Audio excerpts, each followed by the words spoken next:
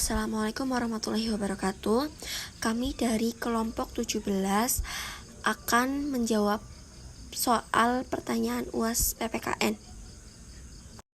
Sebelumnya perkenalkan, nama kami Intan Nuraini Marmono dengan nomor NIM 2341102011069 dan Sofia Dwi Kartika dengan nomor NIM 2341102011089. Pertanyaan nomor 1 yaitu, menurut kalian apa tantangan kebebasan berpendapat di Indonesia dan bagaimana cara kita menghadapinya? Jawabannya adalah tantangan kebebasan berpendapat di Indonesia adalah penyalahgunaan hak tersebut untuk kepentingan diri sendiri dan merugikan orang lain, serta penyebaran hate speech yang dapat merusak persatuan bangsa.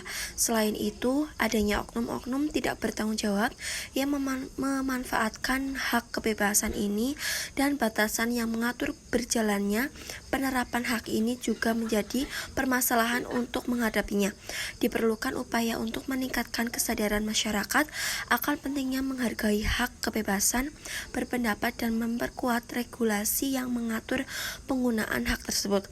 Selain itu, perlu juga dilakukan edukasi tentang bahaya hate speech dan bagaimana cara menghindarinya. Selanjutnya, menjawab pertanyaan nomor 2. Menurut saya ada beberapa polusi udara di Indonesia, khususnya di Jabodetabek, meliputi 1. Pemangku kebijakan harus fokus pada solusi jangka menengah dan jangka panjang untuk menekan polusi udara.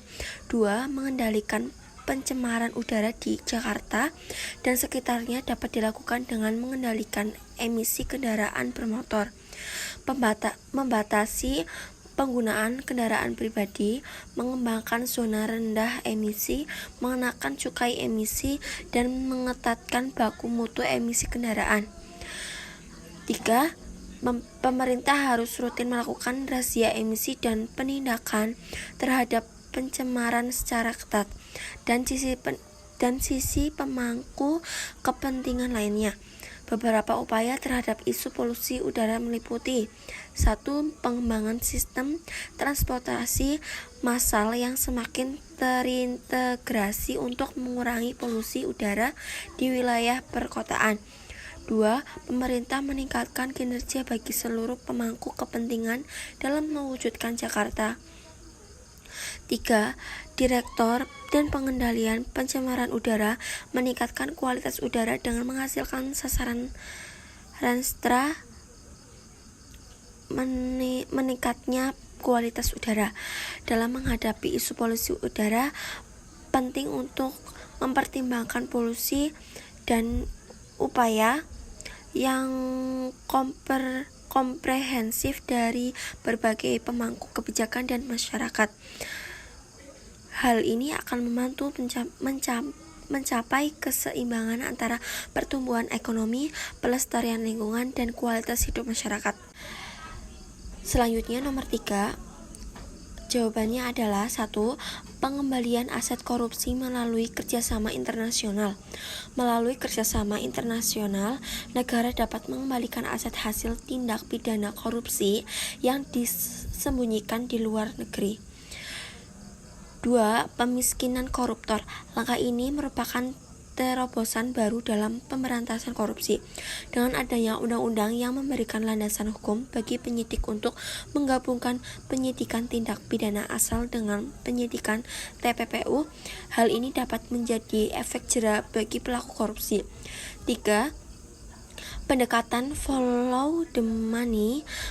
Pemberantasan korupsi perlu dilengkapi dengan pendekatan follow the money agar penegak hukum dapat mengikuti aliran dana korupsi dan mendapatkan bukti yang mengarah langsung kepada pelaku.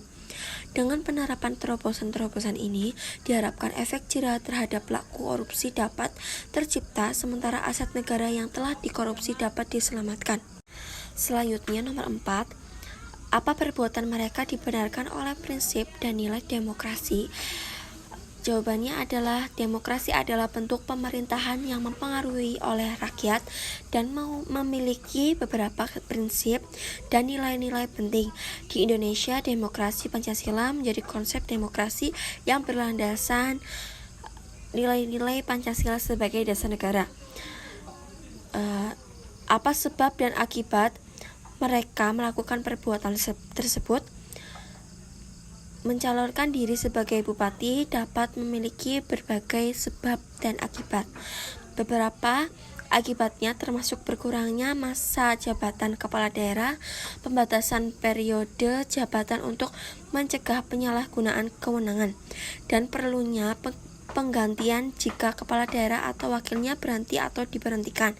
Sebagai contoh, berdasarkan UU Pilkada, kepada daerah hanya dapat menjabat hingga 2 periode.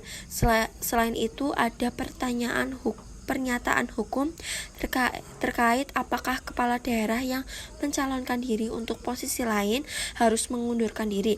Jadi, mencalonkan diri sebagai bupati dapat berdampak pada masa jabatan. Pembatasan periode jabatan, dan tata cara pergantian jika terjadi berhentinya kepala daerah atau wakilnya. Sekian dari kami, kurang lebihnya mohon maaf. Wassalamualaikum warahmatullahi wabarakatuh.